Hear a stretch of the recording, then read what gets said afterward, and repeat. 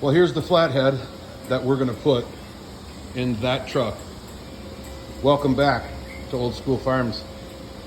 This is a 8BA. This is the one that we had on the engine stand that we were putting together out of that 51 Ford car. We did have it running yet. This is our engine run stand that's not complete.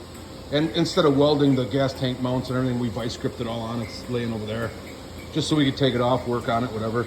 And we're gonna run it with no radiator for now because we're not gonna run it that long. But so yesterday we run this engine and it ran on like 3 cylinders and like to throw flames out the exhaust. So we pulled the intake. We found we had a bunch of stuck valves.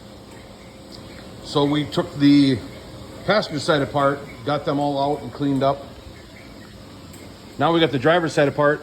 Number 3 cylinder exhaust valve is actually broke. Number 4 we took apart, cleaned it all up. Good enough to go. So the broken valve, we were going to take one out of the engine we have outside in the back of the truck as a parts motor, but that's more complicated than it's worth. So we're going to take one out of that engine that we're going to overhaul someday and whatever. The valves aren't that good in this one anyway. The ends are getting a little sharp, and I'm actually not even going to go over to the valve grinder and touch these. I'm not doing the seats. We're not doing anything. They look good enough to run for what this is. This ain't going to run for more than a couple of years probably, if that, before we get this other one rebuilt and put in. But yeah, so here's the broken one. They all were stuck in about the same spot inside the valve guide, right about to here. But yeah, it ran. It had what did you think? What did it have for oil pressure? Like 45, 50 pounds oil pressure. So between 45, 50 pounds oil pressure is not bad for an old flathead. We did take the oil pan off. We had the oil pan off. We got that all cleaned up. This has got the clutch and flywheel off that other engine on it.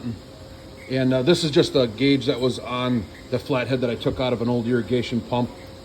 It's the only gauge I got that I don't have to monkey with right now. I had one out of a tractor I was going to put on here, but that's brand new. But yeah, the thing looks pretty good. So that's the update so far, and I'm hoping by this afternoon we'll have it running and sitting in that truck. That's the plan. So we'll see you next time.